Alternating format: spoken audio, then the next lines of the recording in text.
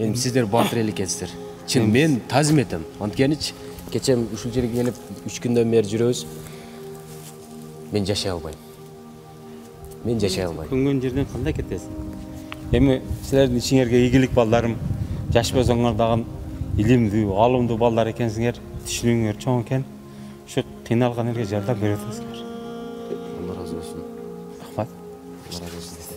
Сау болуңуздар. Буюрса дагы элибиз биз жөн турбайбыз буюрса. Ушундай кабар алып.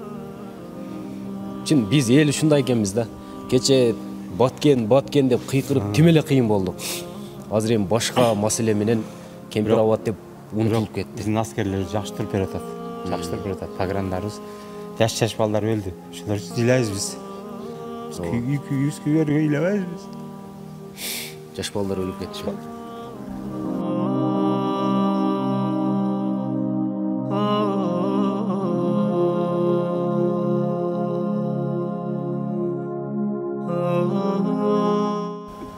Ошо балдардын энеси атасы кандай бүтүп эле чыгат.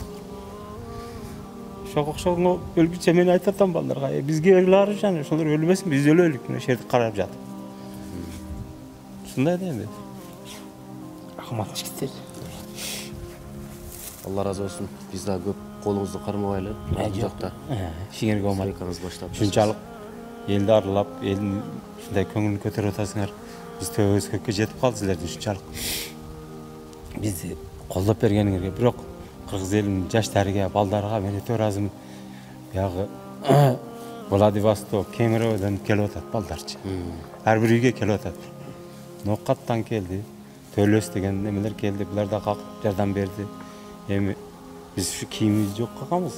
Эртең базардан кийим кече кышка бир нерсе алайык деп турабыз. Көмүр алыш керек, башка кылыш керек. Макул анда. Рахмат. Бизге уруксат бериңиз. Макул. Рахмат. Алла разы болсун. Колуңарга жардам кылгыла. Макул.